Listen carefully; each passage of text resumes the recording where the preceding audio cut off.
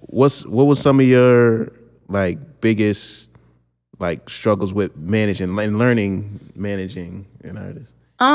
So I would say my biggest struggle with managing artists is like the creative vision that the artists have. Sometimes when you're a manager, you struggle with connecting with your artist, like only because they have a vision, right? And they really strong on it. And they have to really, really trust you. Like if they're not giving you 100% trust, it's like a push situation. Like I know you have the vision, I know where you going, but like a lot of the times artists be wanting you to skip certain steps. They be wanting you to be like, you the manager, what are you doing? Like, or they want you to zoom past certain steps that you can't necessarily zoom past. Every artist is different, every person is different. Like some artist is gonna get up off of being on social media and only doing one retarded song that everybody just chant from time to time.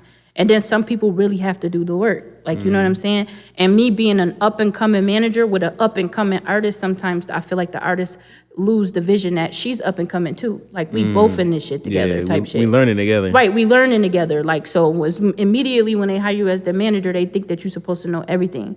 I wasn't from a label. Like, I didn't already make it. Like, this was something that I was learning as I went. So, like, the frustration would be timing, like, what are you doing? Like, why is this taking so long? And it would be like, no, nigga, like, we getting there, but like, you know how many people I had to call? Yeah, we don't have right, you know what I'm like saying? Like, I'm sending out emails, and then like now at this point, I'm learning how to get in contact with certain people in a different way. But back then, we was emailing people trying to figure out. We emailing blogs. The emails wasn't even correct. It was mad shit we was going through at that time. Like, so like that was the struggle. Like the what are you doing? Like, and I could do this shit myself if you not gonna do it on time, and your artist cutting over you, and you like, nigga, like, what are you doing? But like I said, it was like you have to have patience. I feel like you have to reassure your artist that I'm managing you because I believe in you. Like, you know what I'm saying? Because if you're not a fire artist, or if I don't believe in what you have going on, then what's the point? Where are we going? Where am I taking you? So at the same time, just believe in me, because I'm going to get you where you got to go. Like, nigga, I'm trying to cut corners, of course, but like if I can't cut that corner, I just can't.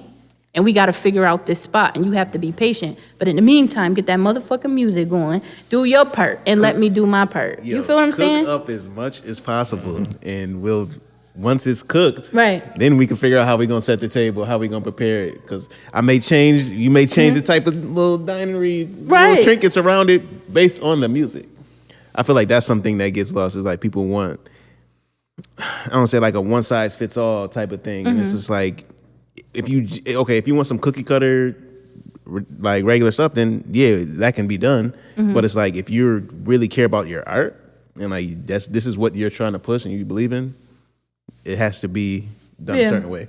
Yeah, you can't cut corners for sure. I agree. I had a really great managing experience with Hitch though, because I felt like he like 8 different people in one. So like you get a different person from him all the time. So like he already had the vision, and he already had the idea. Like, you know what I'm saying? He was a photographer at a point, a videographer, an artist. Like, he did so much stuff. So he knew what he wanted to do. So I would literally follow his direction, but I would still have to like learn certain like management, you know, traits. Like, okay, I'm following your lead. I know your lane. I know you know what you're doing, but okay, it's my job to make sure that we get there. So like that, I appreciated him for like showing me things, and like showing me certain type of finesse shit. Like, nah, NEPH, we not paying to get in there. Like, fuck that. You know what I'm saying? Like, so I used to learn that rebel shit from him. But yeah, I had a lot of learning experiences. That's dope. Now, is there a difference between managing like a solo artist like Hitch and like now managing a band? Oh, it's totally different.